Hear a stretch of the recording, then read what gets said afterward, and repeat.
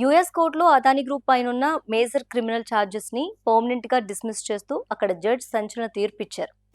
So ఈ తీర్పుతో రెండేళ్లుగా అదానీ మెడపై వేలాడుతున్న ఒక పెద్ద లీగల్ టెన్షన్ ఒక్కసారిగా క్లియర్ అయిపోయింది.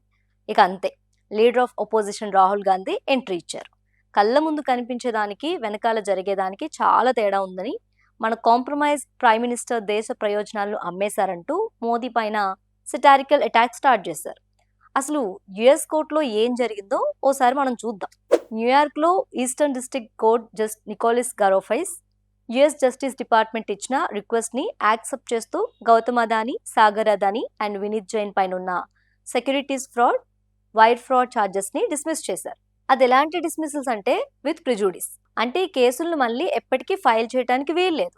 ఇన్నాళ్ళు ఈ కేసుల పేరు చెప్పి అదానీ షేర్లను రోడ్డుపైకి లాగారు. ఇప్పుడు ఒక ఆర్డర్తో ఇవన్నీ సర్దుకున్నాయి. అయితే ఇక్కడే అసలు ట్విస్ట్ అన్నమాట.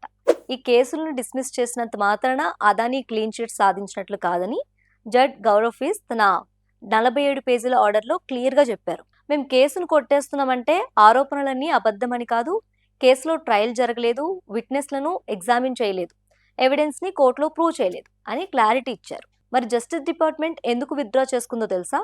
ఇండియాలో ఆల్రెడీ ఎంక్వైరీ జరుగుతుంది, ఇన్వెస్టర్లకు నష్టాలు లేవు, అనవసరంగా political name and shame game ఆడటం మా ప్రాధాన్యత కాదని చేతులెత్తేశారు. ఇక ఈ న్యూస్ బయటికి రాగానే రాహుల్ గాంధీ సోషల్ మీడియా వేదికగా విరుచుకుపడ్డారు. యుఎస్ లో కేసు డిస్మిస్ అవటం వెనుక పెద్ద నెట్వర్క్ ఉందని, తన బిజినెస్ దోస్తుల కోసం మన దేశ ప్రయోజనాలు తాకట్టు పెట్టేశారంటూ సెటైర్లు ఇస్తారు.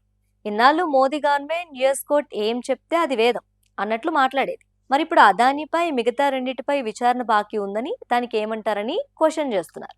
ఈ ఆర్డర్ రాగానే గౌతమ్ అదానీ న్యాయ వ్యవస్థపై వినయంతో, నమ్మకంతో తీర్పును అంగీకరిస్తున్నామని స్టేట్మెంట్ ఇచ్చారు. బట్ ఇక్కడ విదేశీ అవినీతి నిరోధక చట్టం కింద ఉన్న మిగతా కౌంట్లపై కోర్టు ఇంకా నిర్ణయం తీసుకోలేదు. ఆగస్ట్ 31 లోపు జస్టిస్ డిపార్ట్మెంట్ దానిపై సమాధానం చెప్పాలి. అంటే క్లీన్ చీట్ వచ్చిందని సంబరాలు చేసుకుంటున్నారేమో, బట్ ఇంకా మెడపై కొన్ని కత్తులు వేలాడుతూనే ఉన్నాయన్నమాట. యుఎస్ కోర్టు ఇచ్చిన ఈ క్లీన్ ఓవర్ రిలీఫ్ పై అండ్ రాహుల్ గాంధీ వేసిన సెటారికల్ కౌంటర్ పై మీ ఒపీనియన్ ఏంటో కామెంట్ డౌన్.